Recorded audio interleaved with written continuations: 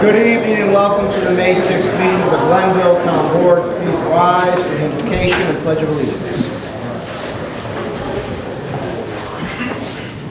Please join me in prayer. This is a prayer for unity. You, the one from whom on different paths we have all come, to whom on different paths all of us are going, make strong in our hearts that which unites us, build bridges across all that divides us, united, make us rejoice in our diversity. We ask this in your name. Amen. I pledge allegiance to the flag of the United States of America and to the republic for which it stands, one nation, under God, indivisible, with liberty and justice for all. Please call the roll. Councilman Martin? Here. Let the record show Councilman Pivovani is absent. Councilman Bulan? Here. Councilwoman Worzbowski? Here. Supervisor Petzley? Here. We have a busy room on such a beautiful night. I'm not sure if everyone's here for Tom Capolo's MS4 annual report. We'll be getting to that first before we get to privilege of the floor. But we'll start first with town council reports. I'll start on my left with Councilman Bulan. Mr. Supervisor, one thing. This Saturday, May 9th, from 8:30 to 12, they have the yearly Indian Kill Preserve Youth Fishing Derby, and that will be held down on Hedgetown Road at the Indian Kill Preserve. This year, it's the first annual Oaks and Heroes. The Glenville PBA and the East Glenville Fire Department have taken control of this event. And participating fishing day enthusiasts must be Schenectady County youths, 15 years of age or younger. Children under 12 must be accompanied by an adult. Register at any of the following sites, but at this point you don't have to, but the Boathouse in Niskayuna, Gold Stocks on Fremont Bridge Road, Taylor, Vandy in Rotterdam, and Target Sports in Glenville on Saratoga. That's it. Councilwoman Worzbowski. I only have to remind residents that we have a statewide open burn ban in effect until May 15th. You've probably seen it on the news, just a reminder that the threat of fire is very, very high right now. Everything is very, very dry. There's been numerous large brush fires in our county and in Saratoga County that I know of. So please remember that there is no open burning until at least May 15th. Thank you. Councilman Martin. Yeah, a couple things. Went to the Alplaus Neighborhood Association meeting last week. I thought it was a very fun night. Good group there, and we got a tour of the new firehouse. It's coming along very nicely, about to open soon. And then secondly, I went to the Consolidated Funding Application kickoff workshop today at Albany, and got information as to the status of the upcoming grant round through New York State. And we're all hopeful that we get at least one or two submissions in. They'll be very competitive this upcoming grant season. Grant applications are due July 31st. Excellent, thank you. Next item on the agenda, Commissioner Capola to deliver his MS4 annual report. Tom? You still taking notes on that? Yeah. Well, thank you all for coming. I never knew there was worth this many people. The annual MS4 report is a municipal stormwater report we have to do in the town. It's an unfunded mandate that the town has been handed for the last 10 years. And in this report, we have approximately 100 lane miles of road, which we have to sweep. In the town last year, we had 2 violations of the MS4, and I can explain this to you. This means whenever we have a SWIP or we have a stormwater management plan for new development or existing development, we have to go and do annual inspections, or if we have a violation, we go out and we see what's going on with the stormwater. So we had 2 violations last year. We had 1 illicit discharge. We had our basins in the town right now. We have approximately 2,200 basins, which are the storm basins that are on the streets. You see them with the grate on top of them. We are supposed to clean at least 1/3 of those a year. We do not have the vehicle or the money to do that at this particular time. We haven't had for a while. It's a very expensive, very time-consuming process. And last year we cleaned about 60 basins. We replaced 40 of them. And that basically took up all the time we had to do so. And so that's in the report. Approximately 1,300 feet of pipe we cleaned. and numerous inspections throughout the year of different locations. And that parking lot sweeping too, we have mandated sweeper parking lots in the town. We swept all parking lots, we do that twice a year, and we try to sweep the roads twice a year. And that's pretty much what the MS4 report encompasses. Tom, on the sweeping, if you already went through the streets once, are you going again this year because of the particularly a lot of dirt on the road from the... Yeah, we are. We've gone through, we haven't gone through the town yet this year. We've gotten probably a third of the town done. We're progressing to get the rest of it done, and then we'll do a second sweeping probably after August. Any questions from the board? Okay. Thank you. Thank you.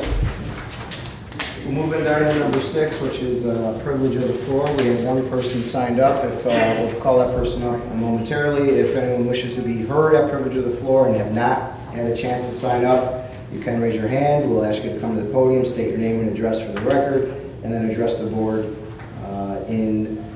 with your comments limited to about 5 minutes. When I say about, I mean 5 minutes. So we'll start with the person who has signed up. Andy Brick is the first speaker.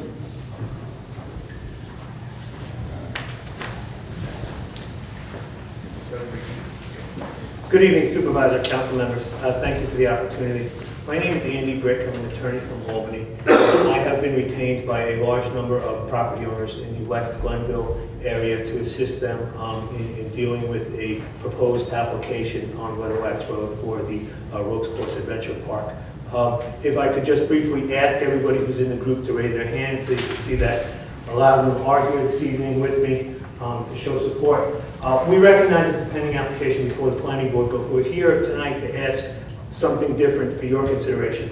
We're here tonight to ask if you would consider enacting a moratorium on processing applications or accepting applications for residential facilities in the RA residential agricultural zone. We watched when you recently, and correctly in my opinion, you identified that there's going to be a new use in the city of Schenectady and that your zoning in the proximity to it, the vicinity along Freeman's Bridge Road, may not have been designed to address effects of that particular new use, which is new and probably wasn't contemplated when you did your zoning. So what did you do? You did the proper and responsible thing. You enacted a moratorium so you could take some time to look at your zoning in that particular area of town and redesign it if necessary to address the new use that's going to be down the road a little ways, which is great. That's what a town board should do when it comes to zoning when new issues pop up.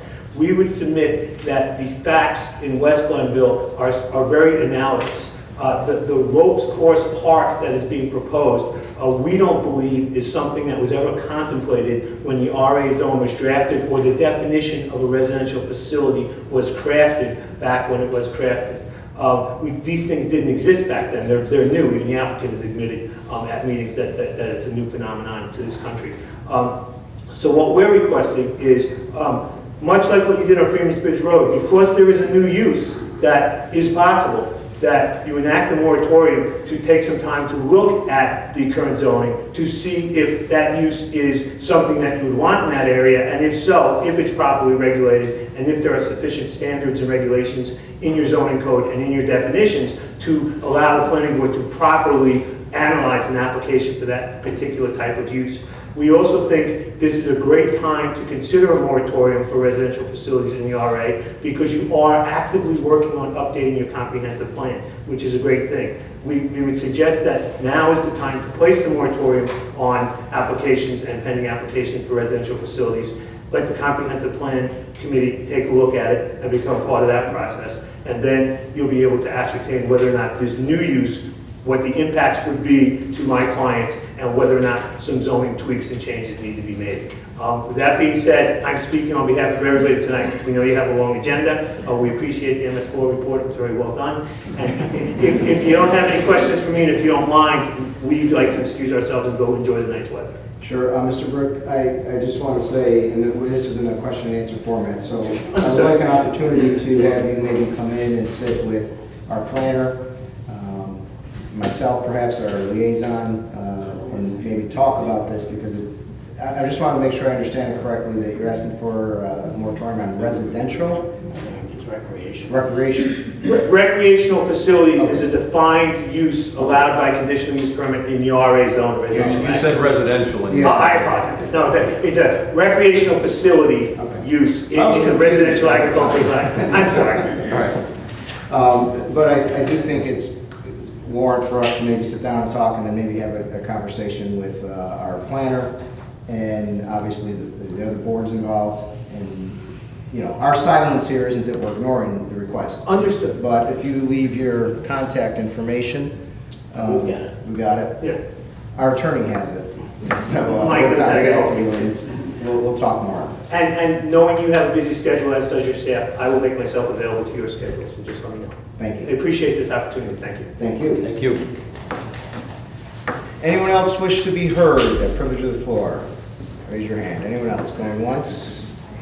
Going twice? Privilege of the floor is now closed. Thank you. We'll move to supervisor's comments to the board.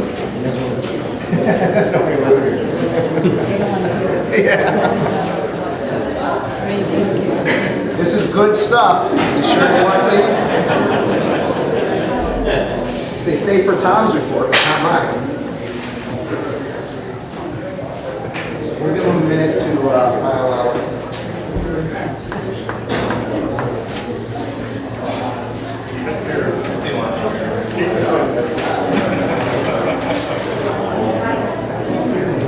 Stan stayed. Thank you, Stan.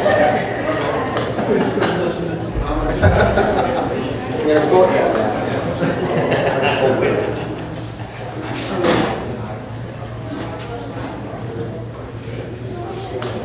Have a good night. Thanks, Chris. Thank you. So, just to report on a few things. And I know Councilman Martin already mentioned one or two. I did have a chance to attend the CEG meeting regarding the CFA applications. I think the information Councilman Martin got today was pretty much in line with the schedule of submitting the CFA app. We have identified at least 2, maybe 3 CFA applications that we're going to be working diligently on to try to get in time. We believe we have some attractive transformational projects that would be, I think, fundable this year.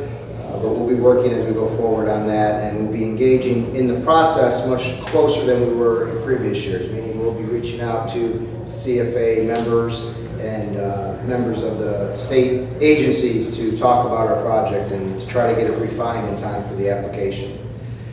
I also had the opportunity to attend the CTDI ribbon cutting on April 22nd, and let me tell you how impressive that was. It's obviously, as you guys know, it's a very significant project building now in our business and technology park. They are now at, and I had the opportunity to have lunch with all of them, they're now at 300 employees in that facility. And that's 300 new jobs in this town that we didn't have last year. That's significant when you look at a town this size. It's a true success story. It's a tribute to Metroplex and all that they've done. It's a tribute to this board, our staff for getting, that was the 28-day approval that had to get done. It's really a success story, and I was honored to be part of the lunch with 300 new employees. It was great. I also had the opportunity to attend the Woodhaven Neighborhood Association with Councilwoman Rosbowski and Councilman Martin. Happy to report that all seems quiet on the Woodhaven front. They seem to be very happy with things, but we had a nice chat about where the town is and where it's going, budget-wise and also with economic development. On April 23rd, I attended the Navy Operations Center Construction Job Fair, which I think the town should should be part of next year. It's a job fair that reaches out to youth through school, bring them to the Navy Operations Center here in Glenville, and to expose them to different trade jobs, electricians and plumbers and all sorts of different trade jobs. DOT is there, a variety of vendors are there, and it really just exposes them to hands-on approach to construction trades. So it was a really good event for that. That same evening, I attended the YMCA Awards Dinner. One of our own, Nick Bonaringo from Mohawk Honda, received an award. So I was in attendance to support one of our Glenville businesses on that. On the 29th, as Councilman Martin indicated, we had the Outlaws meeting, and that went very well. In fact, the feedback I got from the president was it was the best meeting they've had so far, so I think they were pleased with our input and our report. We all had the opportunity to attend the Good News Lunch on April 3rd. Just to mention again, Wolf Hollow Brewery won the Good News Award, and so we were there to honor them and we gave them a proclamation and to support them. And what a great success story it really was. I was glad to be part of that event. And this Thursday here, if anyone's available at noon, it's National Day of Prayer. We're having a prayer ceremony, as we do every year, with the pastors from the town in the front yard here. And they'll be here for that if anyone wants to attend. We also completed the newsletter finally, which has been going on for a couple of months, as you know. And I want to thank the department heads for all their submissions and getting that together. And that should be out very, very shortly. Well, not lastly, but just about lastly, I just want to touch base on finances. We're through our first quarter, and I just want to, I think Jason has given you all this information, but just make a few points. It's a spreadsheet like this that we gave you. Essentially, overall, our expenses for the first quarter of 2015 are up about 1%, or $37,000 from last year at this time.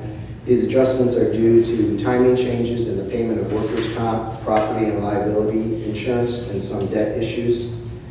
There's also an adjustment to the account for leave account for leave time payout made in 2014 first quarter. So basically, the uptick in the 1% is really attributed to just some bookkeeping changes as to when things are booked and payments for insurance. Total wage payments were down, you'll notice, by 11.4% or $15,000, and that's really solely because the 911 dispatchers were no longer included in the wages line. Instead, that UCC expense is included in the contractual line. So where you see it go down, you'll see it go up in the other line. Employee benefits are also down 1.6% because of the dispatcher's benefits are now under contractual line once again. One would expect the benefits line to decrease in tandem with the wage line, but the larger health insurance increases this past year, 7% and 12% for our carriers in 2015, have all but erased any of the benefits savings expected to do to the UCC transition. You'll see sewer and water, we have some slight upticks there. They're due to repairs in the water treatment plant, and spikes in salt price resulted in salt expense going up 19% or $20,000 over the first quarter, and snow removal overtime dropped slightly from last year, believe it or not, after this winter. That's the good news. As I like to mention every time we get together and talk about this, we have two fairly significant things to consider or to be concerned about going into the 2016 budget. First is our mortgage tax revenues line for this period so far are up by $6,000, or 2.7% from the same period last year. But last year was a particularly bad year. Unless there's another multi-million-dollar mortgage filed before September 30th of this year, we project to end 2015 with a mortgage tax revenue somewhere between $480,000 and $520,000, somewhere in there. That would be down from $540,000 in 2014. In 2014, we did benefit from a $16 million mortgage, which inflated our mortgage revenue by $70,000 in that year. So we're on track for, as most municipalities, essentially a declining mortgage tax revenue line. It's continuing, and that's obviously a concern going into 2016 for us as well. The 2016 tax cap base now stands at 0.99%, which is well below the 2% maximum. With 9 months of the 2016 tax cap year completed, this 0.99% may prove optimistic, as the numbers have been trending downward. For the past months, the tax cap is, for December 2014 to March 2015, the tax cap is only 0.14%. If this trend continues through June of this year, we can end with a tax cap of somewhere between 0.7 and 0.9, or roughly $60,000 up to about 80,000 in new levy space. The problem with that, as you know, is $80,000 on our budget doesn't give any room to absorb health insurance increases. We do have a contractual arrangement when a contract's settled, which is going to cost about $80,000 alone, so we're basically at zero once that's settled, once that's booked. So we have definite concerns in 2016 trying to stay under the cap. Now I want to just turn a moment to some bad news, which has disturbed me quite a bit, dealing with our friends at the county. As you know, and we've talked about for some time, this tax freeze element of the tax cap is a requirement where municipalities have to reduce their spending by 1% of their levy. For us, that's $85,000. We meet that easily. We submitted a plan, as I think you all recall, which is not due until May 15th, by the way, under state law. It is not due until May 15th. We submitted a plan that showed savings, but did not include the UCC savings that the county asserts that we are enjoying. We did that because we weren't quite comfortable with the numbers. We wanted 1 year through the process before we understood what the numbers were. That seemed to cause concern with our fellow municipalities and with the county. They wanted to see the UCC certified, and after much conversation with legislators and county employees, we talked about it and we said it makes sense to certify the UCC in the spirit of cooperation with the county. We're one county, we'll go out on a limb, we'll trust the numbers that they provided us, and we'll certify those. We also decided that if we're going to resubmit, since we did this in April 20th or so, and we had till May 15th, we might as well take another look at it. And one of the things that was brought up to my attention that we didn't submit the first time was the savings we achieved when this board made the supervisor's position full-time and reorganized the office so that we eliminated the assistant confidential secretary. We saved $20,000. And then the deputy, which was the operational manager, the director of operations at the time, was reorganized into a part-time position. And so we put another $20,000 in there. So what we ended up doing, again, still within the May 15th time frame, we provided the county with an additional savings of almost $150,000 for the UCC, and another almost $20,000 for the savings of reorganizing the supervisor's office and making the supervisor's position part-time and the director of operations. The supervisor full-time, director of operations part-time. That's an additional $170,000. I got a disturbing call today from the chairman of the legislature who indicated to me that they were rejecting that submission because they called it untimely, that we did not meet the deadline. I reminded the chairman that the deadline by state statute is May 15th. We have until May 15th, as every other municipality has, to submit to the lead agency. The lead agency has until June 1st. There is plenty of time for this certification to be included in the countywide plan. I did not get a reasonable explanation as to why, other than he indicated that other municipalities have already certified the plan, which by law is just the chief fiscal officer signing the plan. So it's not a heavy lift other than a pen and signing your signature. To add 2 more items to the plan, to make it a stronger plan, more inclusive plan, and a more accurate plan, and ask everybody who's already signed it just to sign it again because it's a stronger plan. So as it stands now, we've been disinvited, apparently, to take part in the county plan unless we go back and take out the savings that we certified and just give them our original plan of fewer savings. And I cannot understand for the life of me why the county, why Schenectady County, why a legislator who represents our residents would want to see a plan that is weaker with less savings in it than if we could certify a plan that is stronger with more savings in it. I cannot understand it, and I still have no answer to that. I talked to 2 legislators today, still have no answer to that. So I wanted to update you on that because this situation is fluid and time is ticking, and we have until May 15th to do something.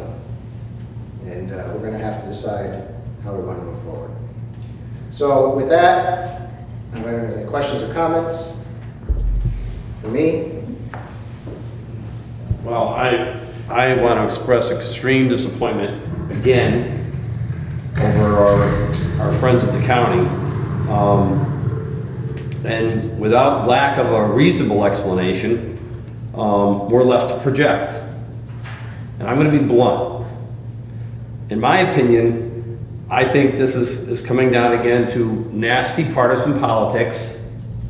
The democratically controlled legislature is taking the one Republican town and hanging it out to dry.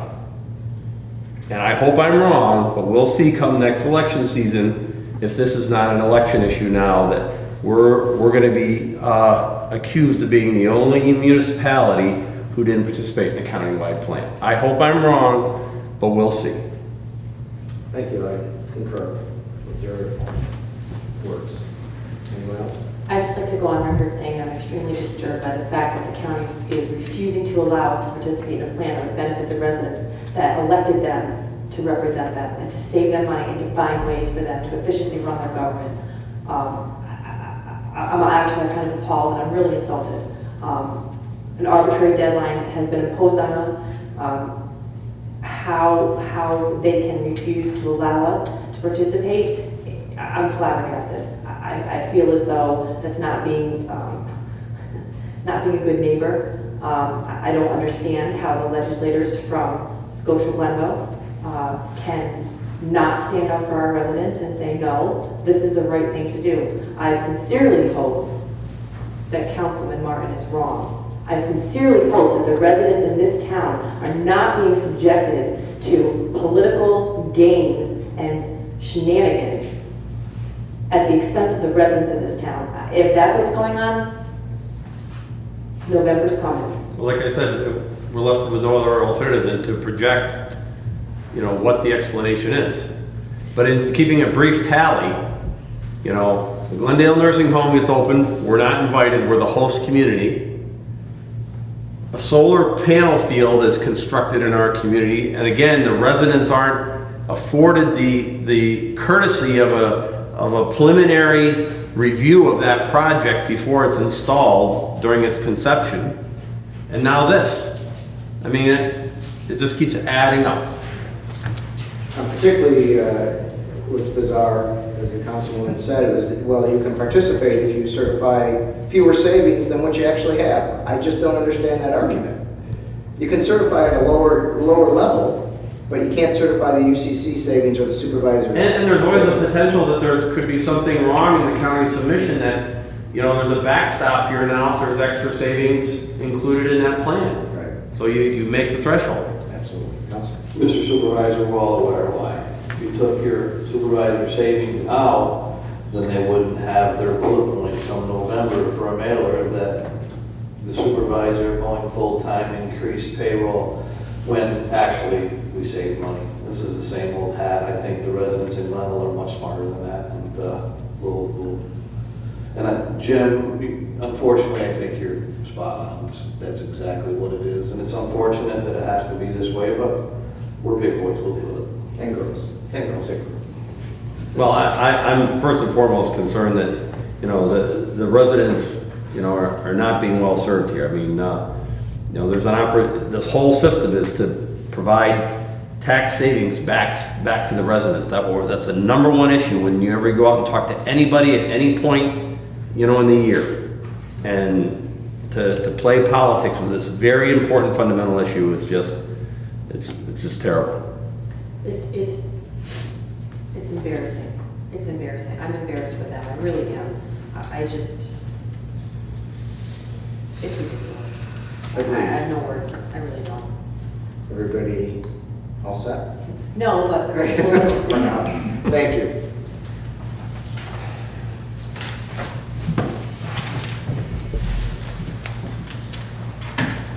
Okay, well, that was the supervisor's comments to the board. We'll move on to resolutions. Resolution number 8, revising the schedule for the town board meetings to reflect no regular town board meeting on May 20th. Do I have a motion? I'll move it. Do I have a second? Second. Moved in second. Just for point of discussion, we adopted on January 6th the resolution that sets the dates and times for the town board meeting. We do see a conflict now with the Memorial Day Parade, which happens annually.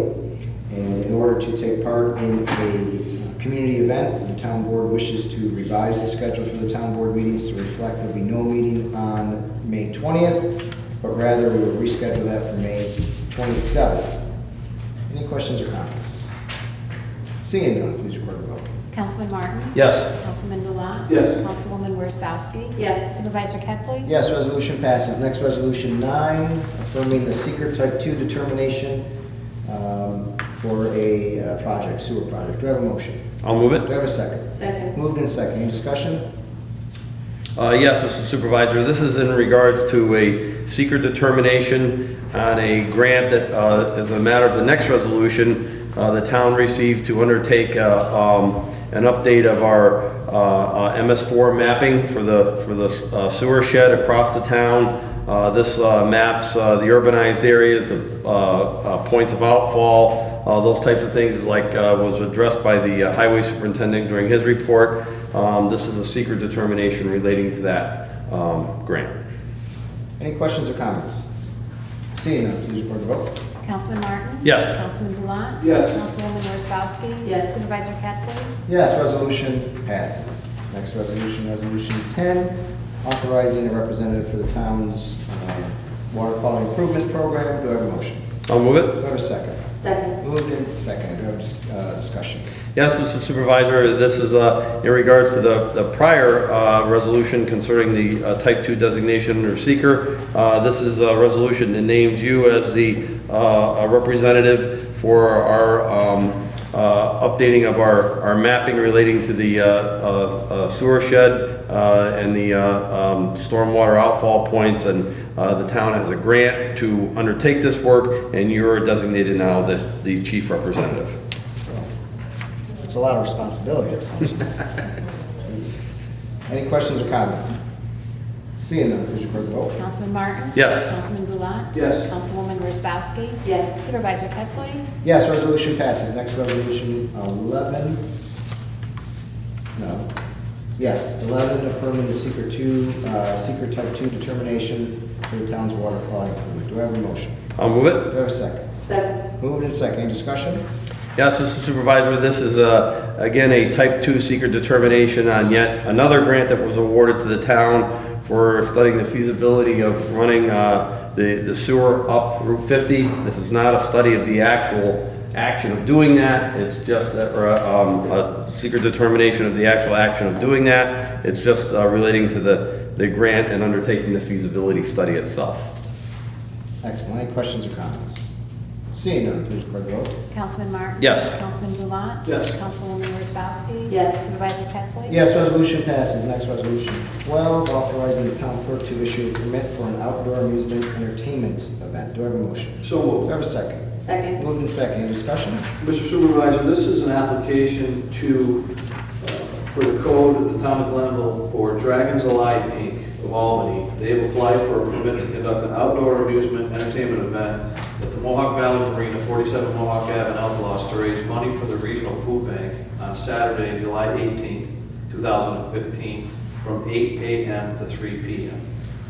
This has been referred to the Chief of Police at the town of Glenville and the Fire Chief in the surrounding areas and the Schenectady County Environmental Health Department. The town board of Glenville said the application of Dragons be and hereby approved. Any questions or comments? Seeing none, please record the vote.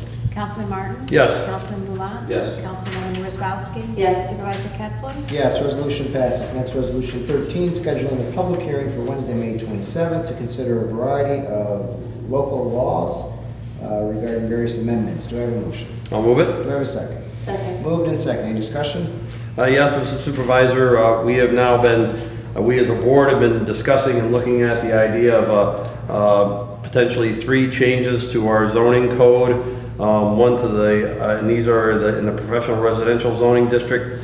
One is to allow for beauty salons and barber shops. The second is to allow for contractors' offices. And then the third one is to disallow pawn shops. We've been discussing and looking at this, or considering it now for a number of weeks. And now we're finally to the point of setting the public hearing, which is designated for the new meeting date of May 27th, later this month. Any questions or comments?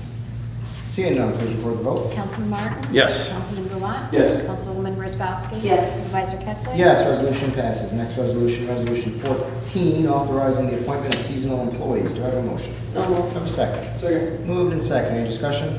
Mr. Supervisor, this is our annual resolution to provide for summertime maintenance and security needs in the parks, highway, and water and sewer departments. It is necessary for us to do so that we can do the necessary job and maintenance that needs to be done for the season. Resolution would authorize the Commissioner of Public Works to hire seasonal employees to be appointed to the positions of park laborers, 3 to be appointed, park security worker, 1 to be appointed, water and sewer laborers, 2 to be appointed, and highway laborers, 2 to be appointed. They will be paid at the budgeted rate of $8.75 per hour with no benefits for a period not to exceed May 16, 2015 through October 4th, 2015. This resolution will also authorize the Commissioner of Public Works to appoint qualified candidates to the vacant positions upon consultation with you. Any questions or comments? Seeing none, please record the vote. Councilman Martin? Yes. Councilman Ruan? Yes. Councilwoman Wozzachowski? Yes. Supervisor Ketzler? Yes, resolution passes. Next, resolution 15, a resolution appointing a part-time planning intern for this summer. Do I have a motion? I'll move Do it. I have a second? Second. Moved and second. Any discussion? Yes, Mr. Supervisor, this is a resolution that will hire an intern on a part-time basis at a level of 2.5 days per week at a rate of $10 per hour with compensation not to exceed $3,000. And the duties of that person will be to assist the planning department with their vacant commercial and industrial buildings inventory, and also primarily updating the comprehensive plan. We had a prior intern this year, and she fortunately found full-time work with New York State, working for the Historic Preservation Office, so we're refilling that position on basically the same terms. Any questions or comments? Seeing none, please record the vote. Councilman Martin? Yes. Councilman Ruan? Yes. Councilwoman Wozzachowski? Yes. Supervisor Ketzler? Yes, resolution passes. Next, resolution 16, approving town board minutes for April 15th. Do I have a motion? So moved. Do I have a second? Second. Moved and second. Any discussion? Meeting's held on April 15th. No changes, deletions. Seeing none, please record the vote. Councilman Martin? I'll abstain because Linda tells me I wasn't here that night, so I wasn't here. Councilman Ruan? I'm not sure if I was here either. Okay, yes. Councilwoman Wozzachowski? Yes. Supervisor Ketzler? Yes, resolution passes. Next resolution, we have 3 add-ons before we go into our final resolution, which is an executive session. The first add-on is add-on resolution 1, authorizing the capital project of H82 Town Center improvements. Do I have a motion? Well, go ahead. So moved. I'll enthusiastically second it. Excellent, thank you. This add-on resolution is a resolution that allows the comptroller to essentially work to, hang on a minute, let me just make sure I get it. Town board authorizes the issuance of a bond up to $500,000 to finance the portion of the project and expense which we met by other sources of funding. This is part of the what was the TEP grant application that we put into the New York State Department of Transportation, seeking funding for installations of sidewalk, street, and pedestrian lights, streetscaping amenities along Route 50, Saratoga Road, and sidewalks on a portion of Glen Ridge Road. We are moving forward with this project, as I think you are all aware. We are receiving support from other sources that will be named later, to be named later, but it is support that will offset some of these costs. And of course, we know that DOT is going forward with the sidewalk piece of this. So this is going to be an important redevelopment of town center to beautify it, to make it more pedestrian friendly, to bring more lighting into it, energy efficiency lighting, and really give us a town center that we deserve as a town. And this would allow for the comptroller to go out to finance the bond piece of it. Any questions or comments? I just want to say congratulations to a lot of people who worked hard on this. Staff, Kevin, Mike, Jamie, I know the supervisors put a lot of time into this. It's been a long-term goal. And maybe some additional funding comes in, so we don't have to use this entire allocation. But this is going to be a great project for our commercial center, and that's to the credit of a lot of people who did a lot of hard work. Thank you. Any other questions or comments? No, I think Jim said no. Excellent. Seeing none, please record the vote. Councilman Martin? Yes. Councilman Delotte? Yes. Councilwoman Wozzachowski? Yes. Supervisor Kettsley? Yes, resolution passes. So that add-on was the authorization of the capital project. Add-on resolution 2 authorizes the actual acquisition and installation of the streetlights. This is essentially the one that actually authorizes the bond. Do I have a motion? I'll move it. Do I have a second? Second. Moved and seconded. Any discussion? Again, it's the same one we just did, only that authorizes the bond. Seeing none, please record the vote. Councilman Martin? Yes. Councilman Delotte? Yes. Councilwoman Wozzachowski? Yes. Supervisor Kettsley? Yes, resolution passes. Next resolution, add-on number 3, approving a permit to sell food vending services in the park for an event. Do I have a motion? So Do moved. I have a second? Second. Moved and second. Any discussion? Mr. Supervisor, this is a resolution, the Albany Ultimate Disc Association, 2813 Plunkett Avenue, Schenectady, has been granted a permit by the town of Glenville to conduct the New York State High School Frisbee Championship at Melwood Park on May 24th and 25th. And it has provided the required liability insurance and fee for the event in order to provide food and drink for the participants and spectators. The AUDA's food vendor, Andrea Logandice, has applied for a vending permit attached to operate a food truck during the event on those days, May 24th and 25th. Town of Glenville Code requires approval from the Glenville Town Board in addition to permit issuance through the town clerk's office. Any other questions or comments?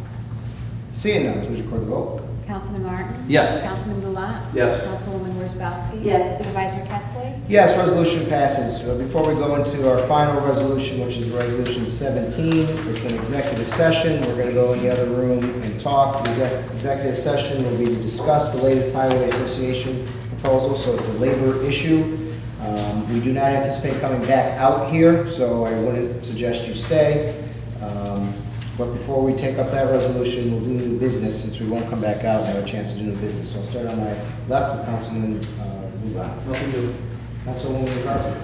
Yes, Mr. Supervisor, I'd just like to actually add to my report. I neglected to mention that the bulk item pickup is coming. The dates are going to be from May 25th to June 5th of this year. It's a 2-week period.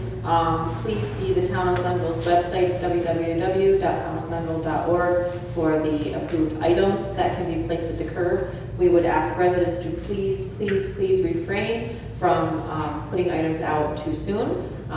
We'd like to keep the town nice and neat and clean like it usually is during this time, but we're happy to, again, provide this service to the residents. It's something that very many people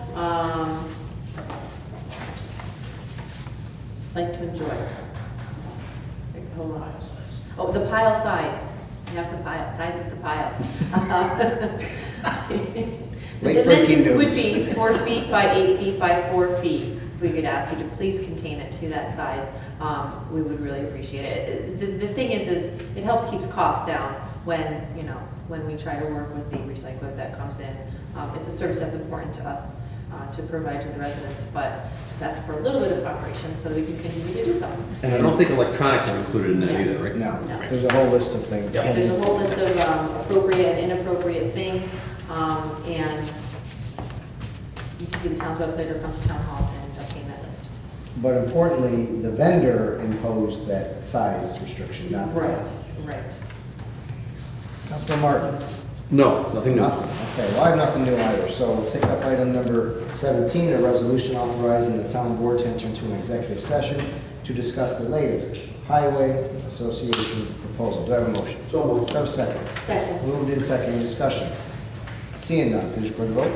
Councilman Martin? Yes. Councilman Delotte? Yes. Councilwoman Wozzachowski? Yes. Supervisor Kettsley? Yes, we're in executive session. Thank you.